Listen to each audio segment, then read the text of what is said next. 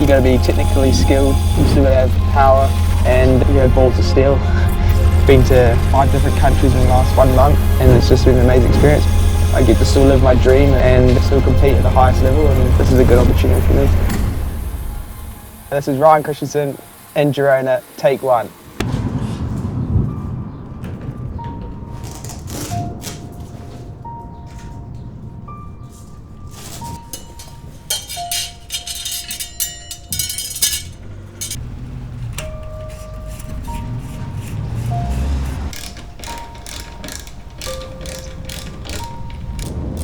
Obviously the challenges of trying to get sponsors to invest in a person from the other side of the world, or like it is quite hard, but it really helps me because I can do this kind of stuff. I can still follow my dreams and ambitions of being at the top, and obviously my goals for the year was be top of the UCI standings.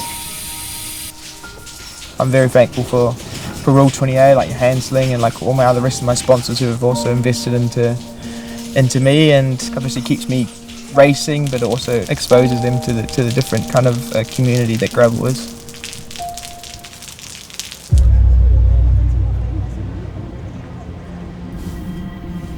The sport nowadays is so fine-tuned that if you can find the advantage over your competition, that could be the reason of winning or losing.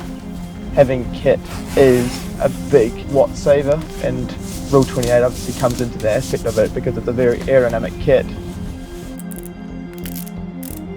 I normally like to arrive like 2 days before and ride as much course as I can so that I can judge it for myself, but in that aspect I can't bring all my supplies. I've got a baggage allowance of 23 kilos on the plane, and I have to be strategic on how I pack.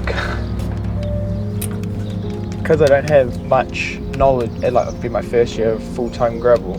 Like, it's a learning curve for me to choose which tyres, where some of these guys have been racing gravel for the last 2 years full-time, or they have their sponsor that will tell them like this is going to be the best tyre, or etc, etc.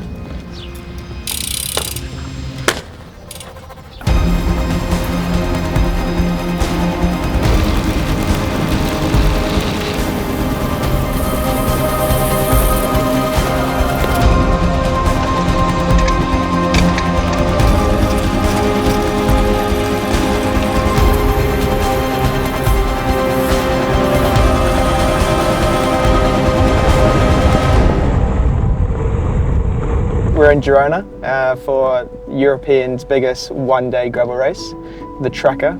October, November, when the team folded, I was sitting on my couch, and I didn't know what to do with my life and carry on. I was trying to find road teams, and nothing really. No one had the calendar that would help expose me to get back to the professional level. And one of my friends said to me at a dinner one night that we all were a group of friends, and she kind of brought up the idea about maybe doing some kind of content and gravel racing and stuff like that, and see if Rule 28 wanted to come on board. So Sam met with Sam into November last year, and it kind of took off really. We came up with a plan of getting into the gravel scene and what we needed to do, and this is where we're at. So full custom kit from Rule 28. Yeah, it's been an amazing journey. Like thinking back in November, I didn't think I was going to be here. Still traveling, still racing, and yeah, I'm super excited. Since the UCI came on board with the gravel, it's definitely, in the last 2 years, you can see it going from level to level, and it's now at a point where teams are getting involved. There's lots more sponsors, there's lots more exposure. So I want to grow with the sport, and I've come from a motocross background, so kind of road ability and then a bit of technical side of it. It was a no-brainer really.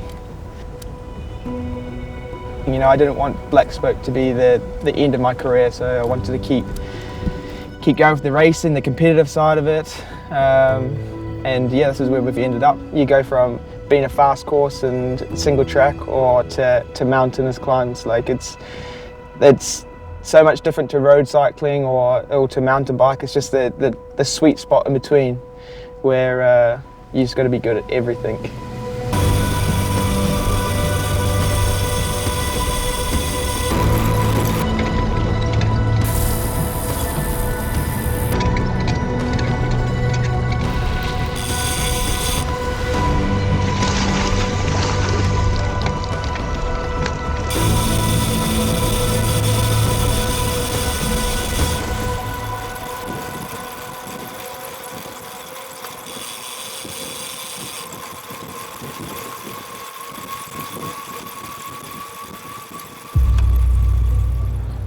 those first few gravel races, my back was just killing me.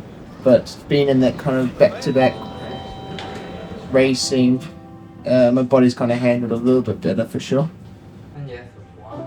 Road cycling, you have a team, you have the environment, you have all the staff to help you like book tickets and all that kind of stuff, where on the gravel, everything is for me is solo.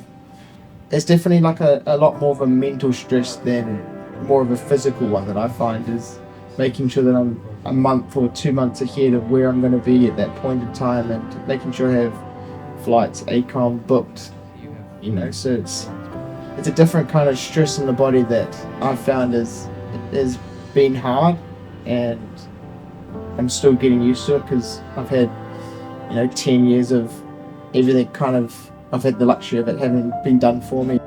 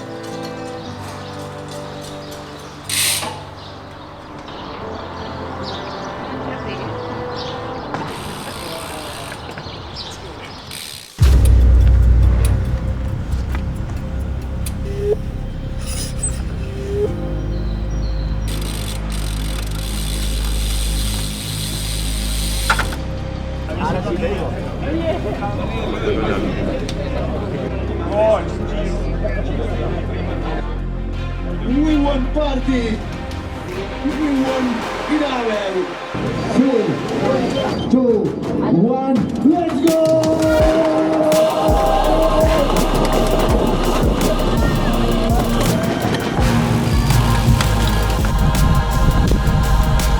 How do you go? How do you go?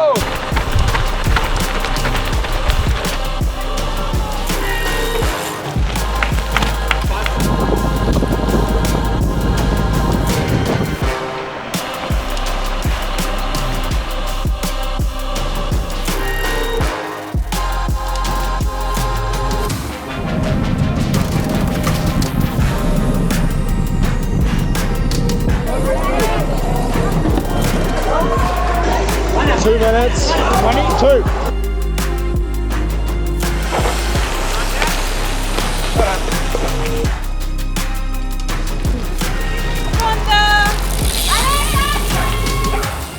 Four and a half.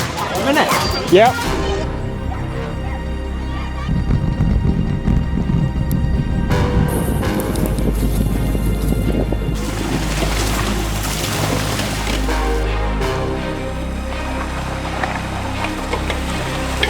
Two.